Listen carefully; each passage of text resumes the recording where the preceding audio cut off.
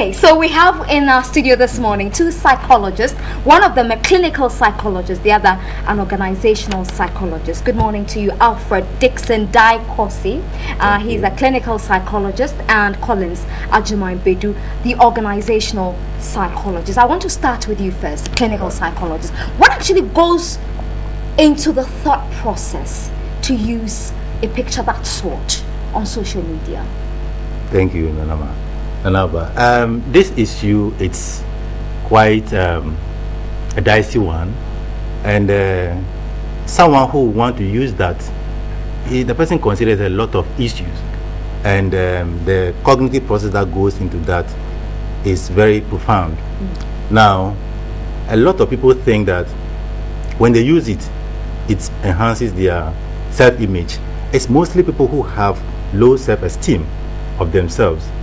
And the studies have shown to a large extent that if you have that low self-esteem and concept of yourself, you are thinking that this nude pictures will be able to enhance your image and your appeal. That's what really makes most of them go into attempting to use their nude pictures and all that. And then for those who patronize it, a lot of them, it's a sexual dysfunction. They feast on the nudity of these women, and that is quite a psychiatric problem even. We have this voyeurism, which those group of men who really have their sexual arousal when they see the nudity or the partly nude picture of a woman. And therefore they would always go to every length to patronize these pictures and therefore follow you, and then you have the reinforcement that... So then it works, because you get followers. And that's the whole concept of most of these social media platforms. Because if you're on Twitter and you want to engage in the Twitter banter, people ask you, how many followers do you even have? You know. Yeah. So it does work if you're going to use a picture of that quality or of that sort to draw followers. Yeah, there is a segment of society that will follow you, obviously. Okay. But if it works, in what sense does it work? Is it in a positive sense or negative sense? Right. You're getting followers. You're getting followers.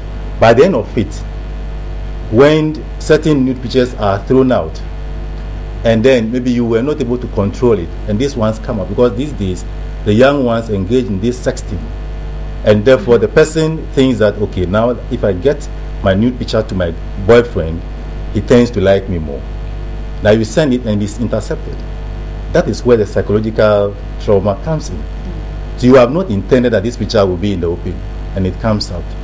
Then they go through a lot of emotional and other psychological challenges, which can easily lead them. Some even get into depression and contemplate suicide and other things. Yeah. We'll talk. Well, I'll come to you very soon, because I would also want. It's not just about the nude pictures. You find men actually engaged in some form of debauchery. They meet and there's so much excessive drinking, and you see the pictures on social media as well. And the thought is that once you do that, you have a certain gang that will click to what you're doing, so you get more followers. But we'll talk about that. Let me come to you as an organizational psychologist. What are the repercussions for an employee who engages in what he has just described to us? Well, Nanaba, that is an interesting one. Right now, what HR expects, and for me as an organizational psychologist, I may do, my duty is to hire someone who best fits the particular vacancy that I have.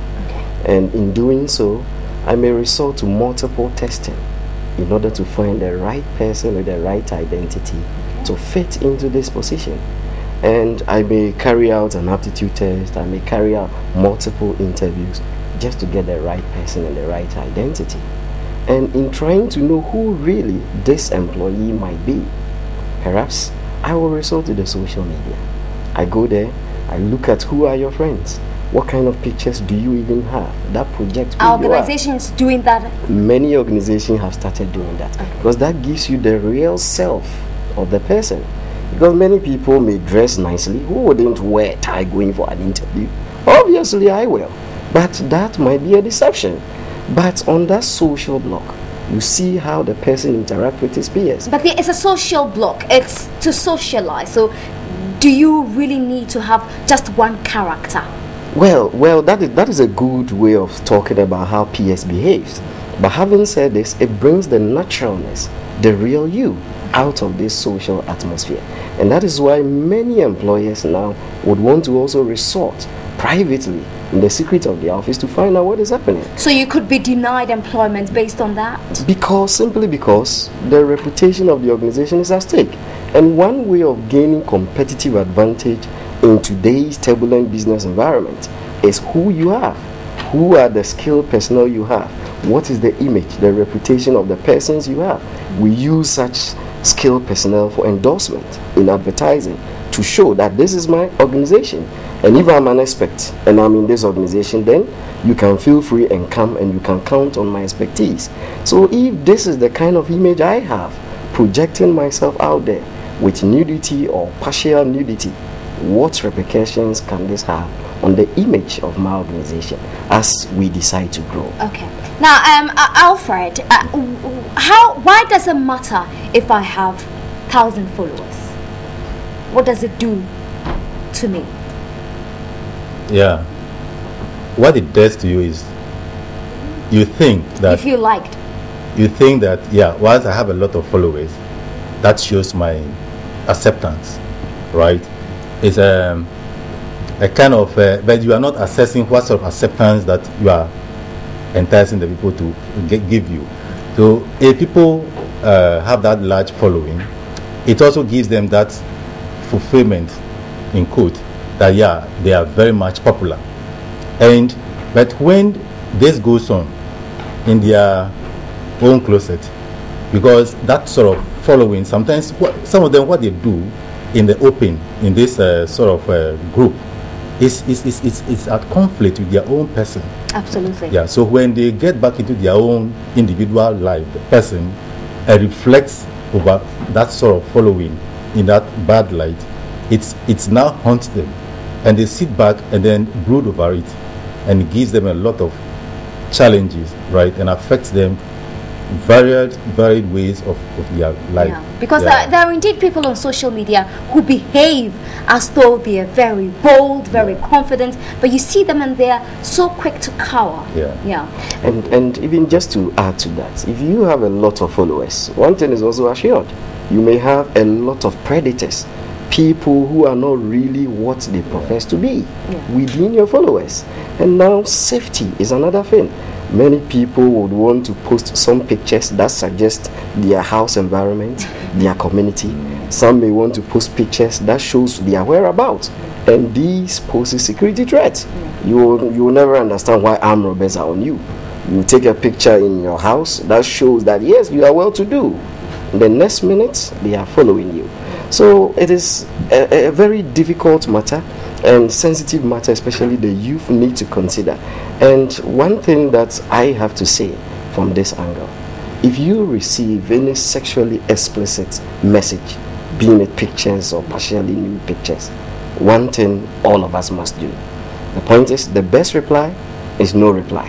And a silent wall definitely makes such predators, who may be some of your followers, powerless. Okay. Now let me ask you this. Earlier you talked about the fact that organizations would want to get to know you better before they employ you. What happens to the employee, an existing employee, who would use a picture very indecent as a profile picture? What happens? Can the company take any action against this employee?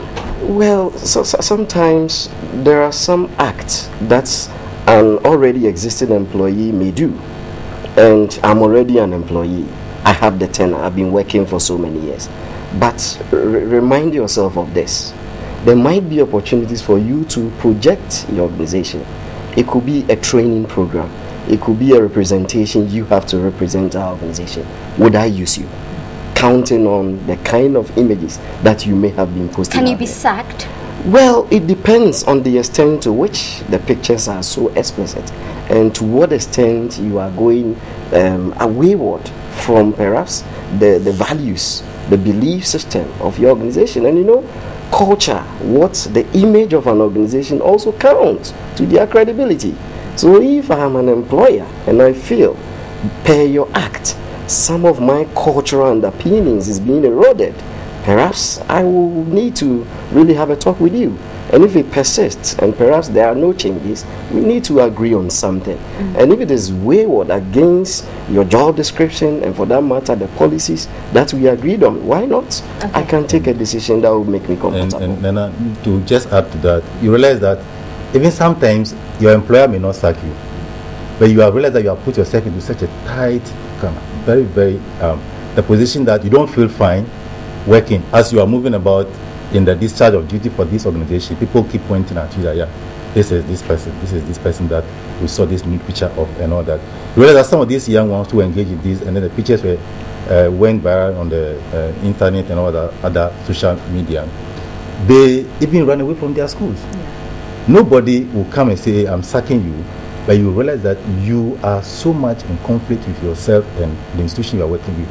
So you may have to run away or be there and be in a distress. Is it safe to say that people who engage in this have personality issues or identity crisis?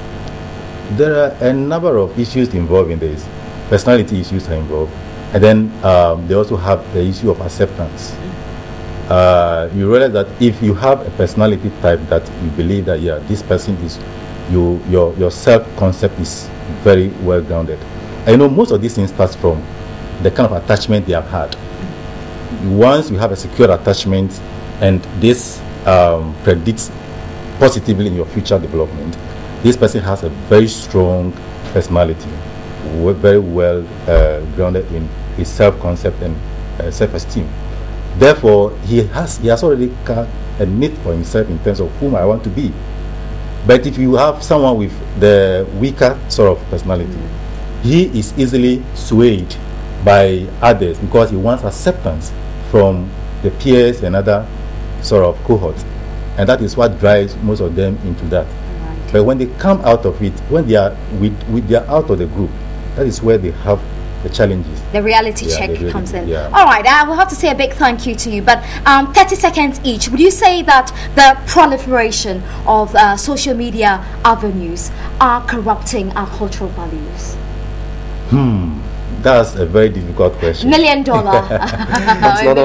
What I would say to that one, if you look at our cultural concept, sometimes some of our way of doing things, even in Ghana, is also an aspect of nudity. Like the mother breastfeeding the public. baby in public, and in a compound setting, you see young teens bathing, and we need to give attention to all these. All right, many thanks to you, Alfred Dixon Dai Kosi. He's a clinical psychologist, and also Collins Ajumai Bedu, an organizational psychologist. Thank you very much for your time this morning.